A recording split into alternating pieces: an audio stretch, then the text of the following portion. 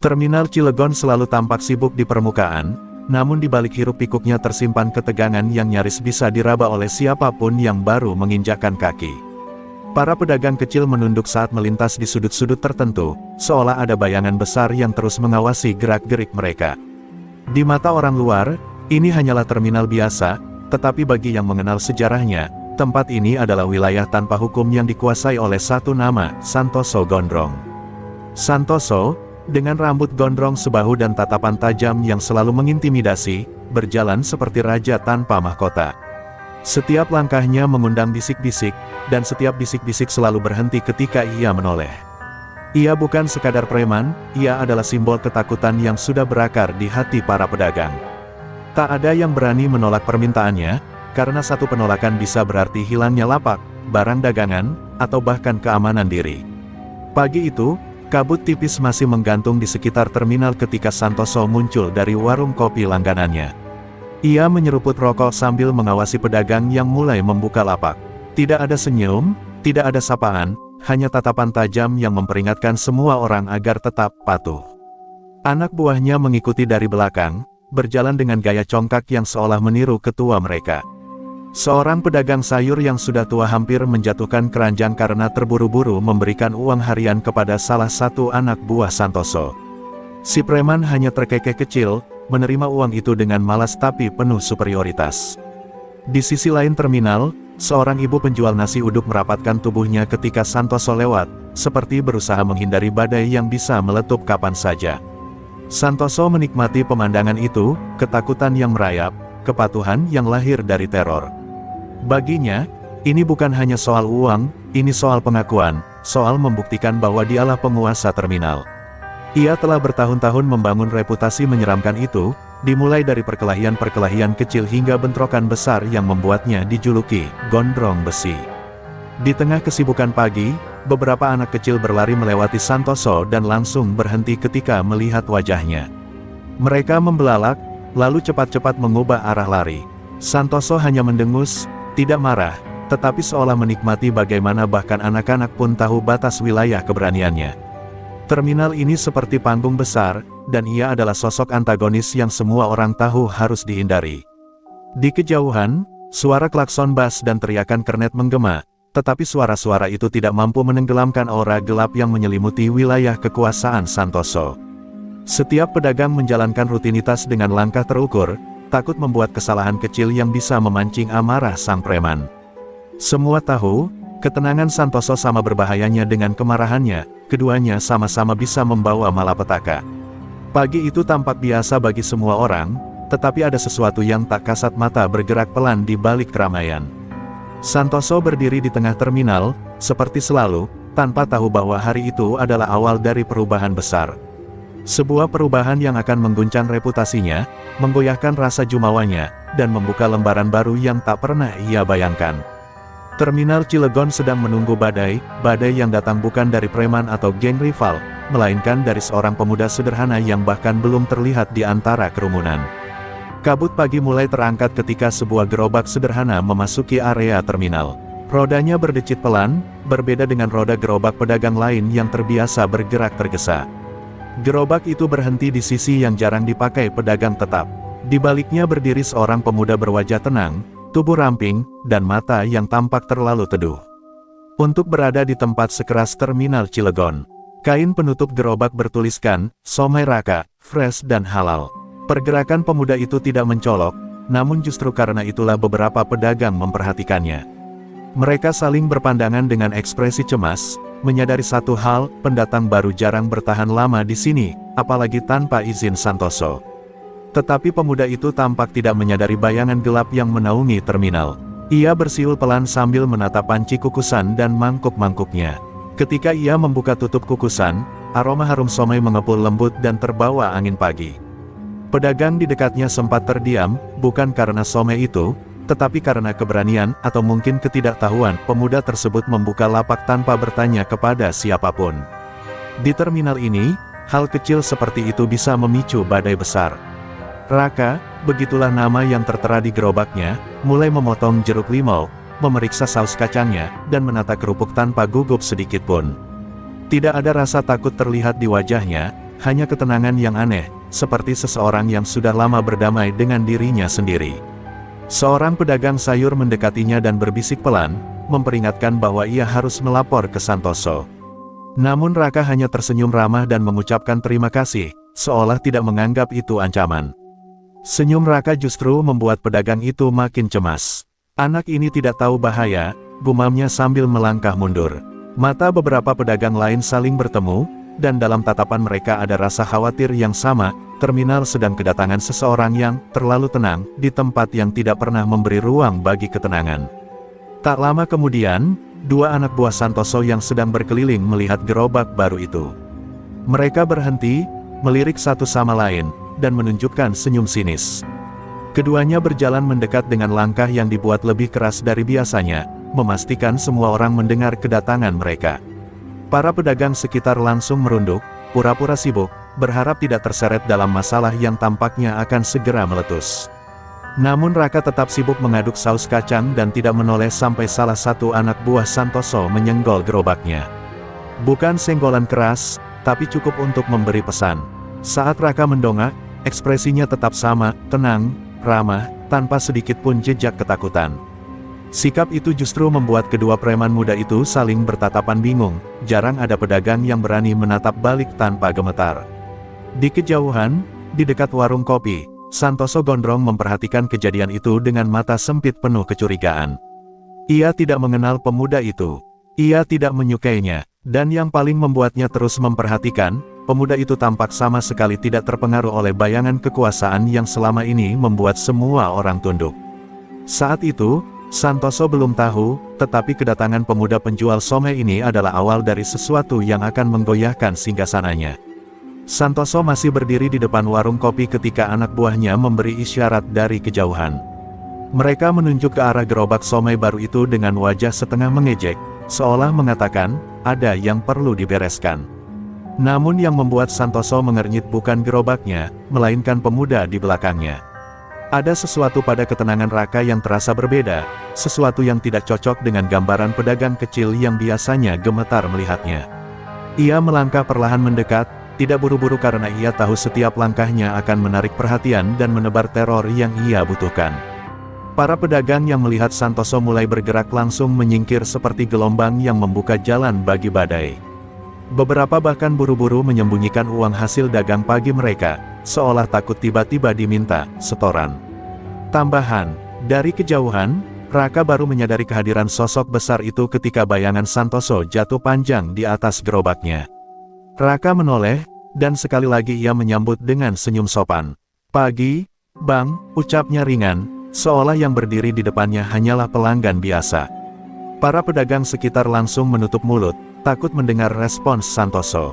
Santoso memicingkan mata. "Kau baru di sini?" Suaranya rendah namun menggelegar. Bagi pendatang baru, nada itu biasanya cukup untuk membuat lutut melemas. Tetapi Raka hanya mengangguk sambil masih menyalakan kompor kecilnya. Tidak ada kegugupan, tidak ada usaha menjelaskan panjang lebar.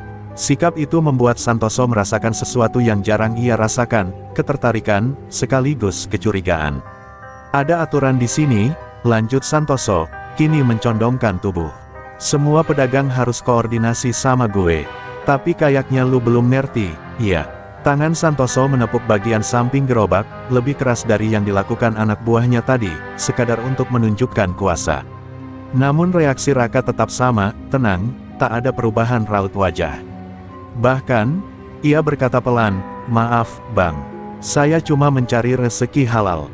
Kalau ada yang perlu saya ikuti, saya dengarkan baik-baik." Jawaban itu terdengar sopan, tetapi bagi Santoso, justru sopan yang tidak ketakutan adalah sebentuk pembangkangan halus. Ia menatap Raka lama, seolah mencoba membaca sesuatu di balik mata pemuda itu. Tapi yang terlihat hanyalah keteduhan, ketenangan, dan sesuatu yang membuat Santoso tidak nyaman. Bukan ketidakpatuhan, melainkan kejentaran. Santoso melirik dua anak buahnya. Mereka mengangguk, siap membuat pemuda itu mengerti. Namun Santoso tiba-tiba mengangkat tangan, menghentikan mereka. Ada sesuatu tentang pemuda penjual somai ini yang membuatnya ingin melihat lebih jauh. Ia tidak suka orang yang sulit dibaca, dan pemuda ini adalah teka-teki pertama yang datang ke terminal setelah bertahun-tahun. Saat ia berjalan pergi, terminal kembali dipenuhi suara bisik-bisik. Para pedagang saling berbisik ketakutan, bukan karena Santoso marah, tetapi karena Santoso justru belum bertindak. Ketika seorang penguasa seperti Santoso tidak bereaksi seperti biasanya, ada dua kemungkinan, entah ia sedang merencanakan sesuatu yang besar, atau ia baru saja bertemu seseorang yang membuatnya waspada. Raka, yang kembali mengaduk saus kacang dengan tenang, belum sadar bahwa langkahnya pagi itu telah mengusik seekor singa yang selama ini tak tertandingi. Siang hari mulai merayap masuk ke terminal Cilegon, membawa panas yang membuat udara terasa gerah dan menekan. Para pedagang berkeringat bukan hanya karena cuaca, tetapi karena perasaan gelisah yang belum hilang sejak pagi. Mereka masih memandangi gerobak somai Raka dengan campuran kasihan dan ketakutan. Mereka tahu, sikap Santoso yang membiarkan pemuda itu tadi bukanlah pertanda baik. Itu adalah keheningan sebelum badai. Dua anak buah Santoso, Ucok dan Randy, kembali mendekati gerobak Raka setelah memastikan bos mereka tidak berada di sekitar. Keduanya adalah tipe preman muda yang haus pengakuan, selalu ingin menunjukkan kesetiaan pada Santoso. Langkah mereka dibuat berat, napas dibuat keras, semua dilakukan untuk menciptakan aura ancaman. Pedagang di sekitar langsung menjauh, berpura-pura sibuk membereskan dagangan. Ucok mencondongkan tubuh, menjulurkan dagu dengan senyum meremehkan. "Gue dengar lu masih belum bayar uang keamanan," katanya sambil mengetuk-ngetuk sisi gerobak. Raka mengangkat wajah, namun tatapannya tidak berubah. Tidak terkejut, tidak panik, hanya fokus penuh hormat yang malah membuat kedua preman itu semakin kesal.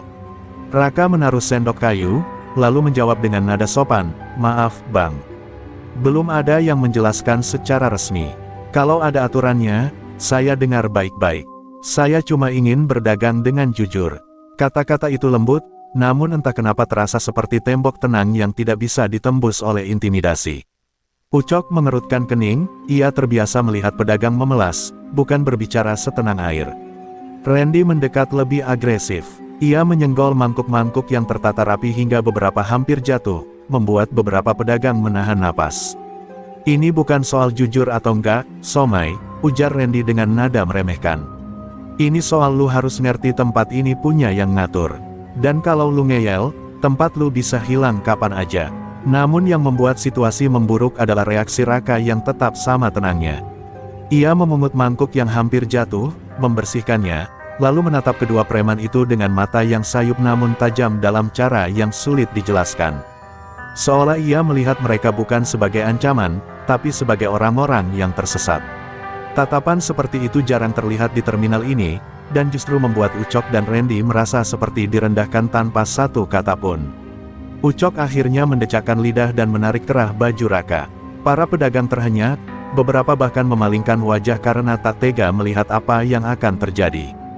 "Begini ya," kata Ucok, "lu bayar sekarang, atau kita pastikan lu nggak jualan lagi di sini." Kerah Raka tertarik kuat, tubuhnya bergoyang sedikit, namun wajahnya tetap tidak berubah.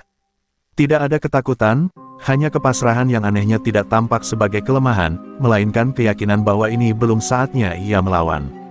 Sebelum situasi meledak, terdengar suara berat dari kejauhan. "Ucok!" Suara itu menghentak udara, membuat hampir semua orang menoleh serempak. Ucok membeku, kerah Raka masih di tangannya. Randy langsung merapatkan tubuh, ketakutan. Di ujung lorong terminal, berdiri Santoso gondrong dengan wajah yang sulit ditebak, bukan marah, bukan senang, tetapi tajam seperti seseorang yang tengah membaca teka-teki rumit. Para pedagang menahan napas. Santoso berjalan perlahan mendekat, dan setiap langkahnya membuat jantung orang-orang berdetak lebih cepat. Ucok langsung melepaskan pegangan pada kerah Raka, mundur satu langkah. Namun bukan itu yang membuat suasana berubah, melainkan tatapan Santoso yang kini tertuju langsung pada Raka, sebuah tatapan penuh selidik, seakan ia mulai yakin bahwa pemuda somai ini bukan sosok biasa.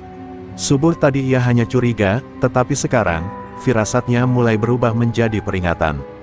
Santoso berhenti hanya beberapa langkah dari Raka, menatap pemuda itu dengan sorotan mata yang membuat seluruh terminal seolah membeku. Para pedagang masih terpaku, tak berani bergerak bahkan untuk menghembuskan napas dengan normal. Raka menunduk sopan, bukan ketakutan, lebih seperti menghormati seseorang yang lebih tua, sebuah sikap yang justru membuat Santoso semakin sulit membaca dirinya. Ucok dan Randy berdiri kaku di belakang, menunggu ledakan amarah yang biasanya datang bila mereka melakukan sesuatu tanpa perintah. Namun kali ini, Santoso tidak langsung memarahi mereka. Ia justru menatap Raka, lalu berkata pelan namun jelas, "Gue udah bilang pagi tadi, kalau lu dagang di sini, lu harus ikut aturan gue." Suara itu terdengar datar, tapi semua orang tahu nada datar Santoso jauh lebih berbahaya daripada teriakannya. Raka mengangguk, "Saya paham, Bang. Saya hanya mencari rezeki. Kalau ada aturan yang harus saya ikuti, saya siap." Kata-kata itu bukan basa-basi, nadanya tulus. Tapi justru ketulusan itulah yang membuat Santoso merasa seperti sedang dipermainkan. Selama ini, semua orang tunduk karena takut. Tetapi pemuda ini, tunduk tanpa takut. Dan itu membuat Santoso merasa kehilangan kendali yang selama ini ia nikmati. "Kalau paham, kenapa lu tadi bikin anak buah gue naik darah?" Santoso mendekat, wajahnya hanya sejengkal. Dari wajah Raka, para pedagang serentak menahan napas. Raka perlahan menggeleng, "Saya tidak bermaksud begitu, Bang. Saya hanya menjaga dagangan saya." Jawaban itu sederhana, tetapi Santoso menafsirkannya sebagai tantangan terselubung. Tiba-tiba Santoso meraih gelanggang gerobak Raka, lalu menekannya keras hingga mangkuk-mangkuk bergetar hebat. Gerobak itu miring sedikit, saus kacang hampir tumpah. "Gue nggak suka orang yang sok tenang," desis Santoso. "Di tempat ini, lu harus tahu diri." Para pedagang mulai berbisik panik. Beberapa bahkan ingin menghentikan, tapi ketakutan terhadap Santoso membuat mereka hanya bisa menonton tragedi kecil yang tak terhindarkan itu. Raka memegang gerobaknya agar tidak terbalik, tetapi ia tidak melawan. Wajahnya tetap tenang meski tekanan Santoso semakin kuat. Ketenangan itu, yang seharusnya membuat masalah mereda, justru membakar ego Santoso. "Lu pikir gue nggak berani ngapa-ngapain lu?" Santoso mendorong gerobak itu lebih keras hingga salah satu panci jatuh bergemerincing ke lantai. Suara itu menggema seperti dentang kemarahan yang tak bisa ditarik kembali.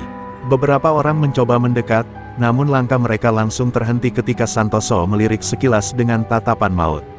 Ucok dan Randy sendiri tampak gugup, mereka belum pernah melihat bos mereka seagresif ini hanya karena seorang pedagang baru. Namun Santoso merasa ini soal harga diri, soal membuktikan bahwa tidak ada seorang pun yang berani menantangnya, bahkan jika orang itu terlihat tidak berniat melawan. Raka mengangkat tangannya perlahan, bukan dalam sikap menyerah, tetapi lebih seperti meminta kesempatan bicara. "Bang, saya tidak ingin membuat masalah," ucapnya pelan. Tapi bagi Santoso, setiap kata Raka kini terdengar sebagai hinaan. Dengan geram yang semakin membara, Santoso meraih kerah baju Raka dan menariknya kuat, lebih kuat dari ucok sebelumnya, hingga tubuh Raka terangkat sedikit dari lantai. Terminal kembali membeku. Inilah momen ketika Santoso melakukan kesalahan fatal, ia menyentuh seseorang yang sebenarnya punya kemampuan menggetarkan dunia yang lebih keras dari terminal manapun, dan ia bahkan belum menyadarinya. Ketika kerah baju Raka ditarik hingga tubuhnya sedikit terangkat, para pedagang menahan napas dengan wajah pucat. Dari kejauhan, suara terminal seakan menghilang, menyisakan hanya detak jantung yang berdentum keras di telinga. Raka tidak meronta, tidak memukul, bahkan tidak memegang tangan Santoso untuk melepaskan diri. Ia hanya menatap lurus ke mata sang preman, tatapan yang tenang, namun mengandung sesuatu yang tidak dimengerti banyak orang. Beberapa pedagang tua saling melirik. Tatapan itu, teduh, namun sangat fokus, terasa familiar bagi mereka. Mereka pernah melihat tatapan seperti itu bertahun-tahun lalu, bukan di terminal, melainkan di sebuah gelanggang silat saat sebuah kejuaraan besar digelar. Salah seorang pedagang tua, Pak Darman, merasakan punggungnya dingin. "Mustahil," gumamnya pelan, tapi tatapannya sama. Santoso yang sudah dikuasai emosi tidak menyadari perubahan atmosfer di sekitar. Ia hanya melihat seorang pemuda yang berusaha tampak tenang di hadapannya, dan itu membuatnya merasa dilawan. "Lu pikir lu hebat," bentaknya sambil mendorong Raka ke dinding gerobak. Panci-panci bergemerincing lagi, beberapa somai berjatuhan, dan aroma saus kacang tercium lebih tajam ketika wadahnya terguncang hebat. Raka akhirnya mengangkat tangan, bukan untuk menyerang, tetapi untuk menahan sebagian dorongan agar gerobaknya tidak hancur. "Bang, tolong jangan hancurkan dagangan saya. Saya mencari makan dari sini," katanya lirih. Suara itu membuat beberapa pedagang terenyuh, tetapi bagi Santoso yang tenggelam dalam ego, kata-kata itu terdengar seperti pembelaan pengecut yang menambah amarah. Ucok dan Randy, yang Berdiri agak jauh, mulai merasa ada sesuatu yang janggal. Mereka belum pernah melihat seseorang tetap setenang itu ketika dihadapkan pada kemarahan Santoso. Biasanya orang gemetar, menangis, atau bahkan pingsan. Tapi pemuda ini, tetap seperti air yang tidak terusik. "Bos, udah cukup kali," bisik Ucok ragu. Namun Santoso mengabaikannya seolah tak mendengar apapun selain suara keangkuhannya sendiri. Di sisi lain, Pak Darman mulai berbisik ke pedagang sebelahnya. "Aku pernah lihat anak itu. Dulu, waktu kejuaraan. Dia yang dijuluki, bayangan lembut. Jurusnya halus, tapi mematikan." Pedagang lain memandangnya tak percaya.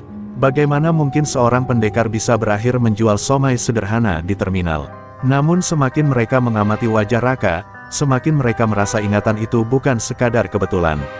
Santoso, yang tidak menyadari bisik-bisik itu, semakin mengencangkan cengkeramannya. "Jawab gue, lu mau tunduk atau enggak?" serunya. Namun Raka hanya memejamkan mata perlahan, seolah menahan diri agar tidak melakukan sesuatu yang tidak ingin ia lakukan.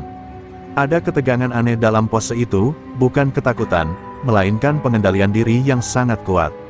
Seakan ia menahan badai di dalam dirinya agar tidak keluar. Saat itulah beberapa pedagang mulai yakin, pemuda ini bukan orang biasa. Ada sesuatu dalam caranya berdiri, caranya menahan tekanan Santoso, caranya mengatur napas. Semuanya mirip para pendekar yang pernah mereka lihat di masa muda. Namun Santoso gondrong, dikuasai ego dan amarah, masih terus mendesak tanpa tahu bahwa yang ia hadapi bukan sekadar pedagang, melainkan seseorang yang pernah disegani oleh para pesilat di seluruh kota. Dan kesadaran itu, bila terlambat, akan menjadi pukulan paling menyakitkan dalam hidupnya.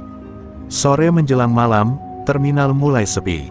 Bus-bus terakhir sudah melintas, pedagang mulai menutup lapak, dan suasana yang tadinya hiruk-pikuk berubah menjadi lengang dan suram. Setelah kejadian siang tadi, banyak pedagang diam-diam memperhatikan Raka yang tengah membersihkan gerobaknya. Wajah pemuda itu tetap tenang, tapi ada sedikit bayangan lelah yang tidak tampak sebelumnya. Meski diperlakukan kasar, ia tetap memilih menahan diri, sesuatu yang membuat orang-orang semakin penasaran siapa sebenarnya dirinya. Ketika para pedagang mulai pulang, Raka mendorong gerobaknya ke arah gang sempit menuju rumah kontrakannya. Langkahnya pelan, gerobak berdecit ringan, namun suasana sekitar terasa terlalu sunyi yang tidak biasa. Beberapa pedagang yang melihatnya pergi ingin memperingatkannya, tapi mereka ragu, takut Santoso mendengar. Mereka hanya menatap dari jauh dengan hati gelisah, seolah tahu badai lain akan datang malam itu. Begitu Raka memasuki gang yang remang-remang, dua sosok muncul dari balik tembok. Ucok dan Randy, keduanya membawa sebatang kayu pendek, wajahnya tegang namun dipaksa terlihat ganas.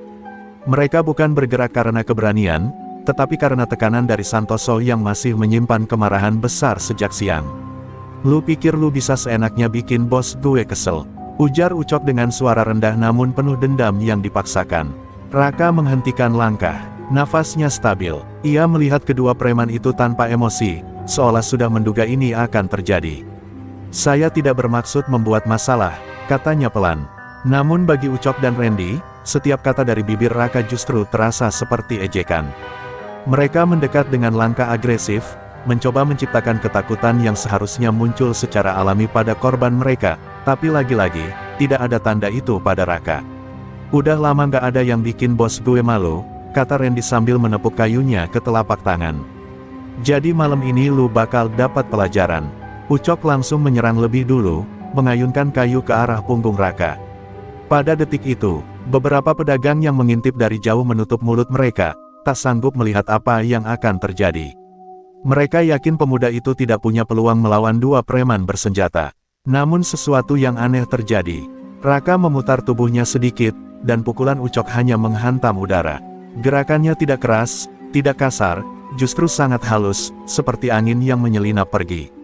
Ucok terhuyung ke depan. Randy, terkejut tapi nekat, langsung mengayunkan kayu ke arah kepala Raka. Kali ini, Raka merendahkan tubuh dan menangkisnya dengan sikap minim tenaga, namun cukup membuat kayu itu terpental ringan dari tangannya sendiri. Kedua preman itu mundur dua langkah, heran dan takut dalam waktu bersamaan. Mereka baru sadar bahwa sejak tadi Raka tidak membalas, ia hanya menghindar. Nafas Raka masih stabil, matanya masih teduh, tetapi sorotan itu kini membawa peringatan samar yang sulit dijelaskan. "Tolong jangan paksa saya," katanya dengan suara lebih pelan dari sebelumnya, namun justru suara itu membuat Ucok dan Randy merinding. Ucok, dikuasai campuran malu dan panik, mencoba menyerang sekali lagi, lebih keras, lebih emosional. Dan saat itulah, untuk pertama kalinya sejak ia tiba di terminal, Raka terpaksa bergerak bukan hanya untuk menghindar, tapi untuk menghentikan. Dengan satu putaran cepat yang nyaris tak terlihat, ia menepukkan tangan ke pergelangan Ucok, membuat kayu jatuh, lalu menahan bahunya hingga tubuh preman itu jatuh berlutut tanpa luka parah. Randy terpaku, matanya membesar. Baru saat itu seluruh gambaran menjadi jelas, pemuda penjual somai sederhana ini bukan sekadar pedagang keliling. Gerakannya terlalu rapi, terlalu efisien, terlalu terlatih. Dan di malam yang sepi itu, tanpa suara lain selain napas ketakutan dua preman muda, bisikan para pedagang tua tiba-tiba terasa bukan sekadar rumor, Raka bukan orang biasa. Ia seorang pesilat tingkat tinggi, dan Santoso Gondrong baru saja menyulut api yang bisa membakar seluruh terminal. Ucok terhuyung sambil memegangi bahu yang ditekan Raka. Tubuhnya gemetar bukan karena sakit, tetapi karena terkejut bahwa seorang penjual somai bisa menjatuhkannya tanpa tenaga berlebih. Randy berdiri terpaku, kayu masih di tangannya namun digenggam longgar, seakan kekuatannya tersedot habis oleh rasa takut yang baru ia rasakan. Gang sempit itu kini dipenuhi keheningan tebal, hanya diiringi desahan napas panik yang memantul di dinding-dinding kusam. Raka melepaskan bahu Ucok dengan lembut. Bukan melempar, bukan menendang, hanya sekadar menjauhkan dirinya dari konflik. "Saya tidak ingin menyakiti siapapun," ucapnya pelan sambil menatap kedua preman itu. Sorot matanya bukan marah, bukan angkuh, melainkan muram, seperti seseorang yang dipaksa membuka bagian dari dirinya yang sudah lama ia kubur. "Kalian hanya menjalankan perintah, tapi jangan paksa saya melakukan hal yang lebih buruk." Ucok mencoba berdiri, namun lututnya masih goyah. Randy yang biasanya vokal kini hanya bisa menatap Raka dengan mulut setengah terbuka, seolah ingin bicara namun tak mampu. Sesuatu dalam diri mereka berdua akhirnya runtuh, kepercayaan diri yang selama ini dibangun atas nama Santoso, kini digerus oleh ketakutan yang lahir bukan dari ancaman verbal, melainkan dari ketenangan mematikan seorang pria yang jelas jauh lebih berbahaya daripada mereka. Namun rasa malu membuat Randy nekat mencoba sekali lagi. Ia berteriak sebagai upaya menutupi rasa takutnya, lalu mengayunkan kayu terakhir kalinya, kali ini membabi buta. Gerakannya kasar, liar, penuh panik, kontras sekali dengan ketenangan Raka. Dengan satu gerakan singkat, Raka meraih pergelangan Randy, memutarnya secara halus namun tegas, hingga kayu itu terlepas dan jatuh ke tanah. Dalam sekejap, Randy terduduk, matanya melebar tak percaya. Langkah-langkah Raka gelisah, bukan karena takut, melainkan karena hatinya berat. Ia menatap kedua pemuda itu, melihat ketakutan murni pada derasnya napas mereka. "Saya mohon," katanya dengan suara yang terdengar lebih berat daripada sebelumnya, "jangan datang lagi dengan niat buruk. Kalian bukan musuh saya, tapi kalau terus begini, saya yang akan terpaksa berubah." Ucok menunduk, wajahnya memucat. Untuk pertama kalinya dalam hidupnya, ia melihat seseorang mengalahkan mereka bukan dengan amarah, tetapi dengan pengendalian diri yang justru membuatnya semakin takut. Randy merangkak menjauhi Raka sedikit demi sedikit, masih terkejut bahwa semua gerakan pemuda itu nyaris tanpa kekerasan berlebih, namun tetap mampu melumpuhkan keduanya dengan sempurna. Sebelum pergi, Raka menghela napas panjang dan menatap keduanya dengan lirih. "Katakan pada Santoso, saya tidak mencari masalah." Tapi jika ia terus memaksa, ia berhenti sejenak, menundukkan kepala, seolah menahan sesuatu yang berat dalam dirinya. "Saya tidak bisa menjamin saya tetap menahan diri." Ucok dan Randy tidak membalas. Mereka hanya menatap punggung Raka yang perlahan menjauh, mendorong gerobaknya dengan langkah tenang yang justru semakin menegaskan perbedaan besar di antara mereka. Malam itu, di gang sempit yang gelap, dua preman muda akhirnya sadar bahwa mereka baru saja menyerang seseorang yang seharusnya tidak pernah mereka sentuh. Dan kabar itu, cepat atau lambat, akan sampai ke telinga Santoso Gondrong, sebagai peringatan bahwa ia telah memilih lawan yang keliru.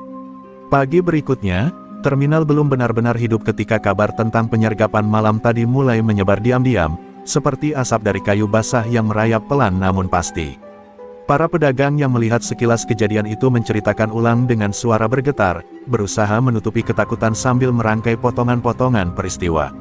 Mereka tidak melihat secara langsung bagaimana Raka bergerak, tapi mereka melihat hasilnya, dua preman yang biasanya sok gagah pulang dengan wajah pucat dan langkah gontai. Ucok dan Randy datang terlambat ke terminal, wajah mereka tidak sekeras biasanya. Ada lingkar hitam di bawah mata, dan gerak-gerik mereka canggung, seolah masih dihantui ingatan tentang malam itu. Anak buah preman lain mengerubungi mereka, menuntut penjelasan dengan penuh penasaran. Tetapi setiap kali nama Raka disebut, Ucok hanya menunduk dan berkata lirih, bukan orang biasa dia. Randy bahkan hanya menggeleng, menatap kosong ke arah gerobak somai yang baru saja didorong masuk oleh Raka. Raka tiba seperti hari-hari sebelumnya, gerobaknya berdecit ringan, aroma kukusan somai mengepul lembut. Ia berjalan dengan langkah tenang, tidak menunjukkan perubahan apapun di wajahnya.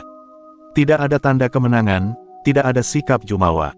Justru ia tampak lebih pendiam, seolah masih memikirkan sesuatu yang tidak ingin ia bangkitkan dalam dirinya. Para pedagang menyapanya dengan hati-hati, lebih hormat dari sebelumnya, sebagian takut, sebagian penasaran. Begitu Raka berhenti di tempat biasa, beberapa pedagang tua kembali saling berbisik. Aku yakin itu dia, Raka Wicaksana, kata Pak Darman, suaranya hampir tak terdengar. Dulu dia pernah juara nasional. Dipanggil, bayangan lembut, karena setiap jurusnya halus, tapi mematikan kalau dipaksa. Seorang pedagang mie ayam menelan ludah. Tapi kenapa dia di sini? Menjual somai. Pertanyaan itu menggantung di udara, tanpa ada yang berani menjawab. Ucok dan Randy perlahan mendekat ke lapak Santoso. Mereka tidak berani langsung menghadap bosnya, tapi Santoso sudah menangkap keganjilan dari langkah mereka. Wajah kerasnya mengeras semakin dingin ketika melihat kedua anak buahnya datang tanpa semangat. Kenapa kalian kayak abis lihat hantu? Tanya Santoso, nada suaranya tajam seperti pisau.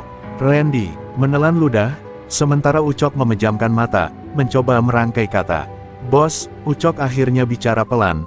Pemuda itu, dia bukan orang sembarangan. Ia menunduk dalam-dalam, tidak berani menatap mata Santoso. Randy menambahkan dengan suara hampir bergetar, gerakannya aneh, bos. Cepat, nggak kelihatan. Dia ngelumpuhin kita tanpa niat nyakitin. Tapi, kita yakin dia bisa kalau mau. Kata-kata itu justru membuat udara semakin tegang. Santoso mendengus, mencoba menepis rasa ragu yang tiba-tiba menusuk harga dirinya. Namun kata-kata selanjutnya membuat Santoso benar-benar terdiam. Kayaknya, dia pesilat, bos, bisik Randy. Yang beneran jago. Seketika, wajah Santoso tidak menunjukkan amarah, melainkan ketertarikan yang bercampur kewaspadaan. Ia menoleh perlahan ke arah gerobak somai yang kini mulai dikerumuni beberapa pembeli. Sorot matanya mengecil, memerhatikan Raka yang menyendok saus, menggulung somai, dan tersenyum tulus kepada pelanggan, sangat berbeda dari dunia keras terminal. Para pedagang memperhatikan Santoso dari jauh.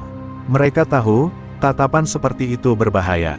Itu adalah tatapan seorang penguasa yang merasa tahtanya diguncang, dan sedang mencari cara untuk memastikan siapa yang berani memasuki wilayahnya tanpa izin.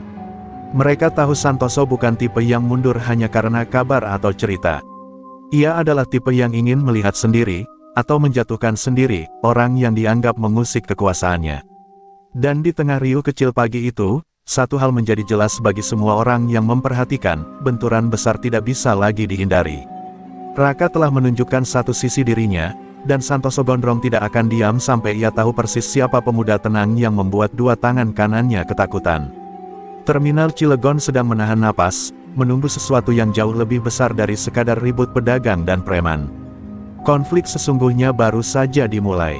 Harga diri Santoso bergetar seperti kaca retak sejak mendengar laporan Ucok dan Randy. Selama ini, Terminal Cilegon adalah wilayahnya, sebuah kerajaan kecil di mana setiap orang menunduk ketika ia lewat, setiap pedagang membayar uang keamanan, dan setiap preman lain mengakui kuasanya. Tetapi kini, seorang pemuda penjual somai yang bahkan tidak pernah menegur siapapun telah membuat dua tangan kanannya tak berkutik. Santoso merasa setiap detik yang berlalu tanpa ia mengetahui siapa sebenarnya Raka, adalah ancaman bagi tahtanya. Ia duduk di bangkunya yang reyot di pojok terminal, menghisap rokok dalam-dalam, lalu membuang asapnya tepat ke wajah Ucok. Jadi, katanya dengan suara rendah namun penuh tekanan, kalian bilang dia nggak sengaja ngalahin kalian. Hanya karena dia nahan diri. Ucok mengangguk, sementara Randy gemetar. Santoso mencibir pelan. Baginya, itu bukan sekadar laporan, itu penghinaan. Kalau gitu, lanjutnya, saya mau lihat sendiri sehebat apa dia. Dengan gerakan lambat namun pasti, Santoso berdiri. Orang-orang di sekitar spontan mundur, seperti air sungai yang terbelah oleh batu besar. Tatapan mata preman itu mengarah lurus ke gerobak somai di kejauhan. Panggil dia, katanya datar, bilang saya mau ketemu baik-baik. Nggak usah ribut, biar dia nggak bilang saya nggak sopan. Ucok dan Randy saling bertukar pandang, kalimat itu terdengar tenang, tapi mereka tahu maknanya berbahaya. Beberapa menit kemudian, Raka sedang menyiapkan pesanan terakhir saat Randy mendekat. Pemuda itu bicara gugup, Raka, bos Santoso mau ketemu, katanya baik-baik. Raka menatap Randy sebentar, tanpa curiga namun cukup tahu bahwa sesuatu tidak wajar. Namun ia tetap menjawab tenang, baik. Saya datang setelah selesai melayani pembeli.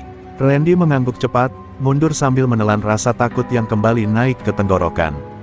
Ketika Raka akhirnya berjalan menuju tempat Santoso menunggu, para pedagang berhenti beraktivitas. Beberapa pura-pura sibuk, namun mata mereka terus mengikuti langkah pemuda itu. Tidak ada yang berani bicara, bahkan suara klakson angkot pun terdengar lebih pelan seolah terminal ikut menahan napas. Raka menghampiri Santoso dengan sopan, menundukkan sedikit kepala. Ada yang bisa saya bantu, Bang? Santoso tersenyum kecil, senyum yang tidak pernah berarti baik. Saya cuma mau kenalan, katanya sambil duduk menyender. Saya dengar kamu ini, orang yang menarik. Raka mengangguk pelan, tidak ingin memperpanjang suasana. Saya hanya jualan, Bang. Kalau anak buah abang salah paham, saya mohon maaf. Saya sama sekali enggak, namun Santoso mengangkat tangan, memotong kalimat dengan gerakan halus namun tampak penuh kuasa. Tenang, santai, saya cuma pengen lihat, seberapa kuat kamu. Nada kalimat itu merayap masuk ke telinga seperti bisikan jebakan. Raka mematung sejenak, menyadari arah pembicaraan mulai mengarah ke sesuatu yang ia hindari sejak lama. Kerumunan kecil mulai terbentuk, namun tetap menjaga jarak, takut mengganggu percakapan antara sang penguasa terminal dan pemuda misterius yang kini jadi buah bibir. Raka, kata Santoso pelan namun berat, saya nggak suka ada kekuatan baru yang muncul tanpa permisi. Ia menghembuskan asap rokok ke samping, lalu menatap tajam. Jadi ayo, kita bicara baik-baik. Tapi kamu harus siap kalau saya ingin menguji kamu. Dan pada detik itu, Raka tahu, pertemuan ini bukan tentang kenalan. Ini adalah undangan duel dalam bentuk paling halus, dan paling berbahaya. Konflik yang selama ini merambat pelan kini mulai menampakkan giginya.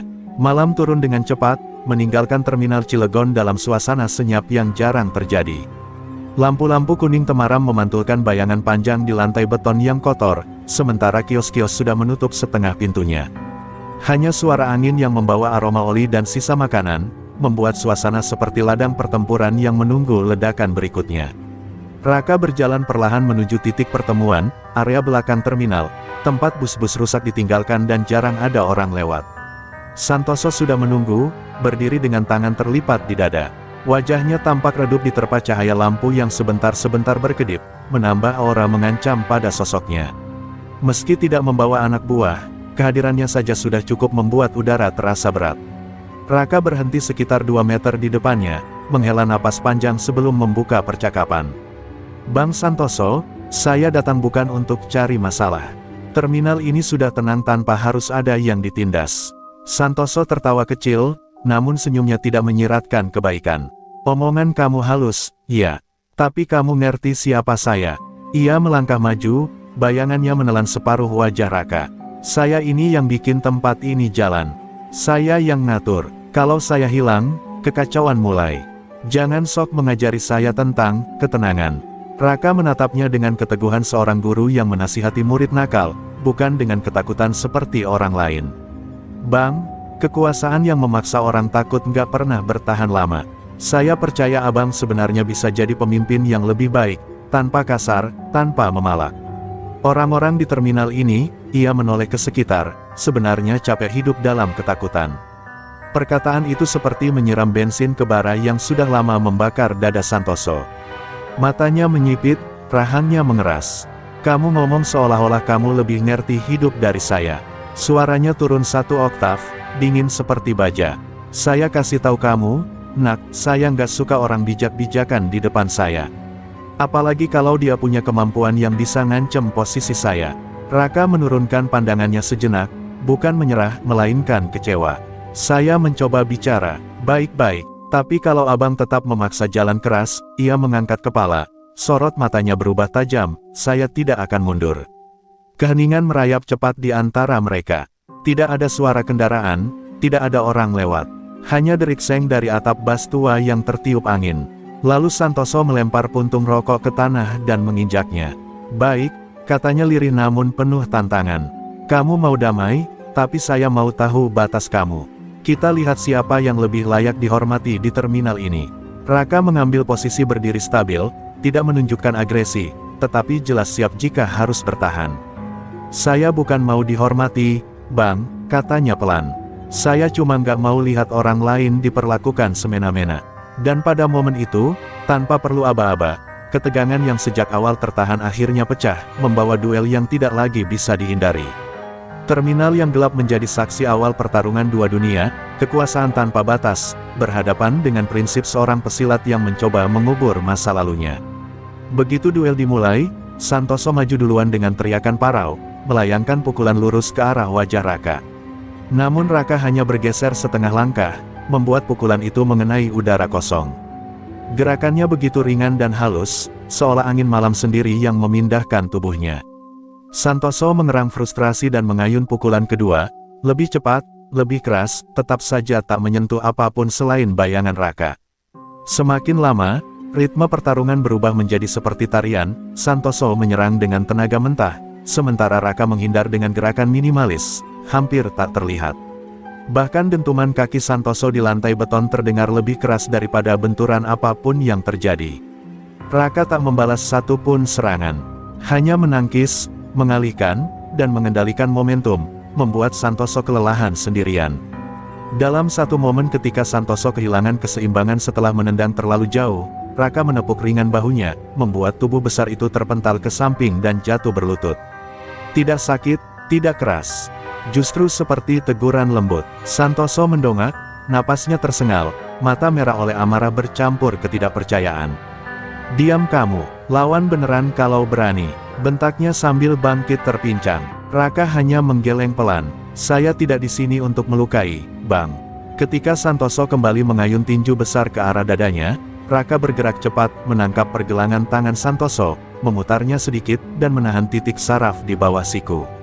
Santoso langsung terhenti, tubuhnya lemas dalam sekejap seperti aliran listrik tubuhnya diputus. Ia terjatuh berlutut sambil memegangi lengannya dengan wajah terkejut. Teknik apa ini? Santoso terengah, matanya membesar. Tidak ada rasa sakit berlebihan, tapi seluruh lengannya kehilangan tenaga, membuatnya tidak bisa melanjutkan perkelahian. Raka melepaskan pegangan, mundur selangkah, tetap menjaga sikap hormat meski lawannya adalah penguasa kasar terminal. Saya tidak ingin menghancurkan abang. Saya hanya ingin abang berhenti menghancurkan orang lain. Kali ini, sunyi benar-benar menelan tempat itu. Santoso menatap lantai, napasnya berat, bukan lagi karena amarah, melainkan karena rasa malu yang ia coba sembunyikan. Selama ini tidak ada yang berani melawannya. Bahkan preman lain menghindari konfrontasi dengannya. Tapi malam ini, ia dipermalukan oleh pemuda penjual somai yang bahkan tidak membalas pukulan. Raka mendekat dan mengulurkan tangan, bukan untuk menyerang, tetapi untuk membantu Santoso berdiri. Santoso menatap tangan itu lama, seolah sesuatu dalam dirinya sedang diuji. Dan perlahan, dengan genggaman bergetar, ia menerima uluran itu. Raka menariknya berdiri dengan mudah. Bang, katanya lembut, kekerasan tidak membuat abang kuat. Tapi keberanian, untuk berubah, itu yang bikin abang dihormati. Santoso menelan ludah, merasa dadanya sesak oleh kata-kata yang selama ini tidak pernah ia dengar. Malu, marah, bingung, tapi juga tersentuh. Raka menepuk bahunya sekali lagi, tepukan penuh belas kasih, bukan kemenangan. Saya kasih kesempatan, Bang. Gunakan kekuatan abang buat lindungi orang terminal ini, bukan buat menindas. Di bawah lampu redup terminal yang hampir padam, Santoso hanya bisa berdiri diam, menyadari bahwa malam itu ia bukan hanya kalah dalam duel, tapi sedang mendapat pelajaran yang belum pernah ia terima sepanjang hidupnya. Dan entah kenapa, untuk pertama kalinya, ia tidak merasa dipermalukan, melainkan dibuka matanya. Santoso pulang malam itu dengan langkah gontai, bukan karena tubuhnya kesakitan, Raka sama sekali tidak melukainya, melainkan karena batinnya remuk. Untuk pertama kalinya dalam hidupnya, ia kalah dalam sesuatu yang lebih dalam daripada perkelahian. Setiap langkah yang ia ambil seperti membentur bayangan dirinya sendiri, angkuh, kasar, dan penuh amarah. Kata-kata Raka berputar di benaknya, menusuk jauh lebih dalam daripada pukulan manapun yang pernah ia terima. Kekuatan tanpa arah hanya menindas, bukan melindungi. Di kamarnya yang sempit dan berantakan, Santoso duduk di tepi ranjang tua, memandangi kedua tangannya. Tangan yang dulu ia banggakan sebagai simbol kekuasaan kini terasa ringan dan tak berarti. Apa yang sebenarnya gue kejar selama ini? Gumamnya lirih, hampir terdengar seperti rintihan. Ia mencoba mengingat sejak kapan ia berubah menjadi seseorang yang ditakuti semua orang, bahkan oleh orang-orang yang seharusnya menjadi teman seperjuangan. Layar ingatannya perlahan membuka masa kecilnya, seorang bocah kurus yang hidup di rumah yang keras, ayah pemabuk yang sering memukulinya, dan ibunya yang hanya bisa menangis diam-diam. Saat itu, Santoso memutuskan satu hal, menjadi kuat agar tak ada yang bisa menyakitinya lagi. Tapi seiring waktu, tekad itu berubah menjadi keserakahan akan rasa berkuasa. Dan malam ini, di bawah remang cahaya lampu kamarnya, ia sadar, ia bukan hanya melindungi dirinya, ia justru menjadi sosok yang pernah ia benci. Ia teringat tatapan Raka ketika mengulurkan tangan untuk mengangkatnya. Bukan tatapan menghina, bukan tatapan memandang rendah. Ada ketulusan yang membuat dada Santoso terasa panas seperti ditekan dari dalam. Kenapa dia nggak habisin gue? Gumamnya lagi. Kenapa dia milih ngasih gue kesempatan? Pertanyaan itu menghantam keras, membuatnya merasa lebih malu daripada saat ia jatuh berlutut di hadapan pemuda itu. Santoso kemudian teringat wajah para pedagang kecil yang setiap hari ia mintai uang. Wajah-wajah pasrah, takut, namun tak punya pilihan. Dulu ia berpikir mereka hanya bagian dari sistem, objek yang harus tunduk agar terminal tetap berjalan. Namun kini, setelah merasakan sendiri bagaimana rasanya ditegur tanpa disakiti, ia melihat segalanya berbeda. Ia mulai sadar, kekuasaannya selama ini hanya membangun ketakutan, bukan penghormatan. Malam itu ia tidak bisa tidur. Ia duduk diam sampai fajar menjelang, memandangi jendela yang berembun. Rasanya seperti berdiri di tepi jurang yang ia gali sendiri bertahun-tahun. Namun untuk pertama kalinya, ia melihat sebuah jalan keluar.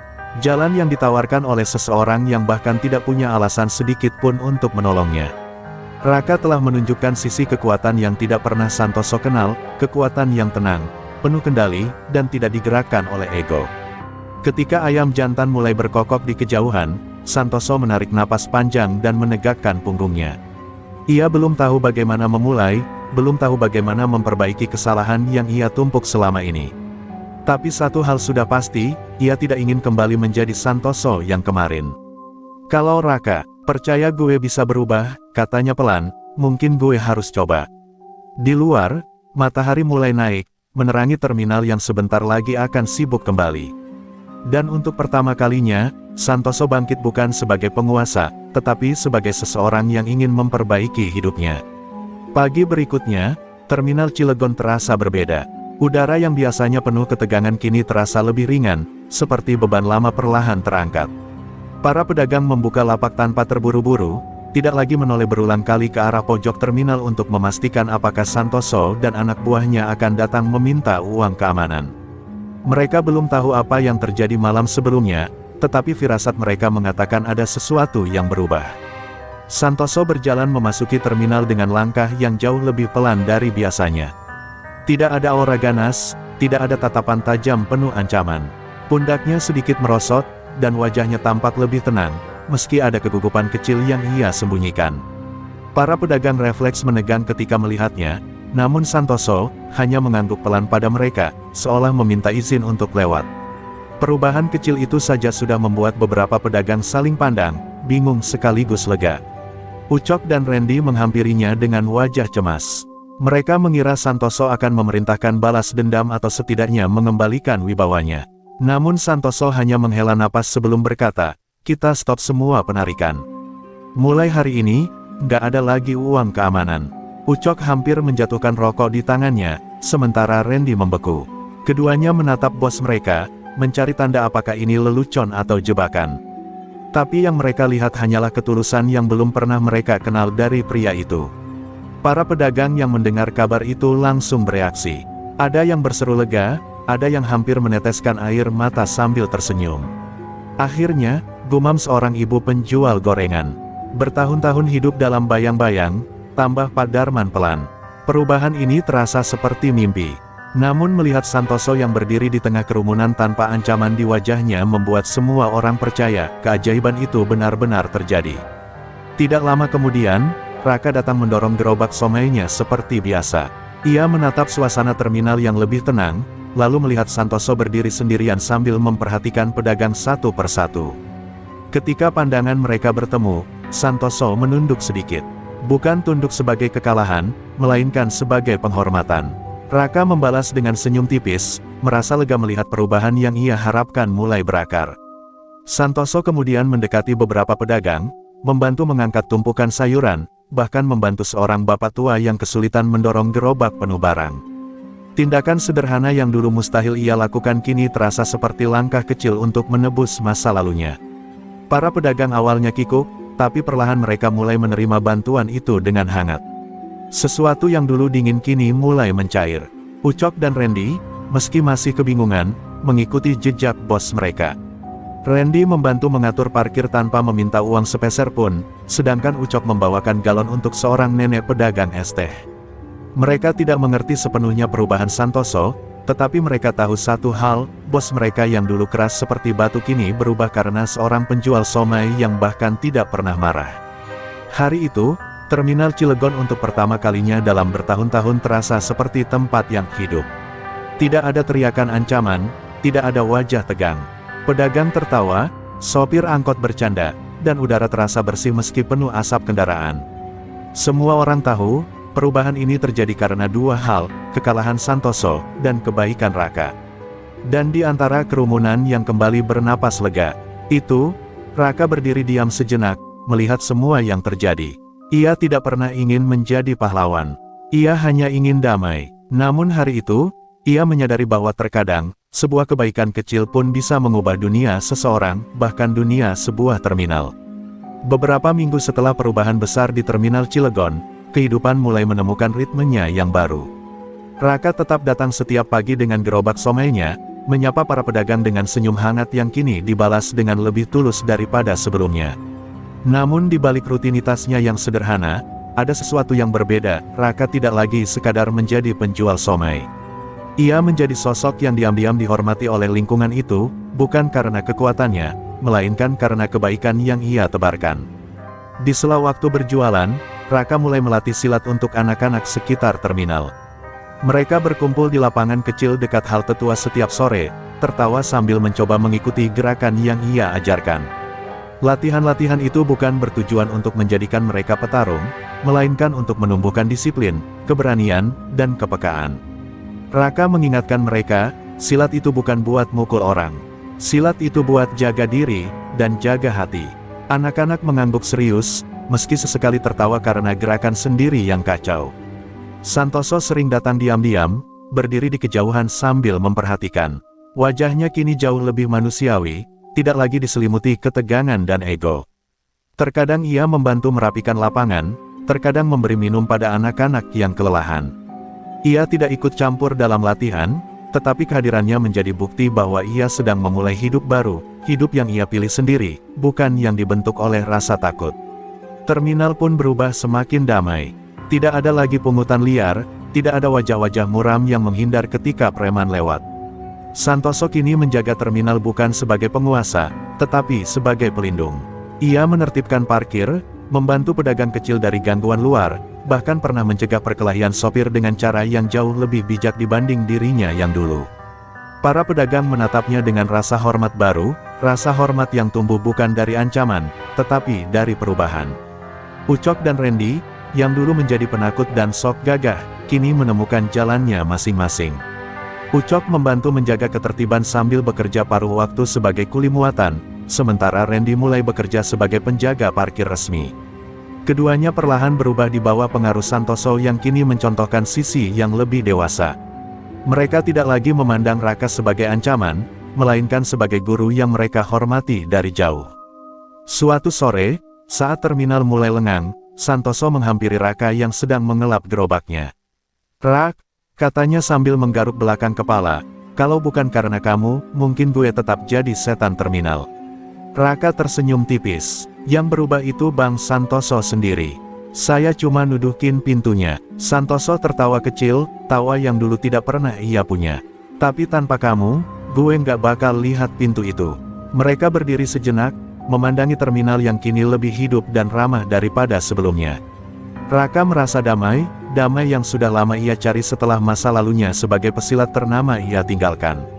Santoso pun merasa ringan, seolah beban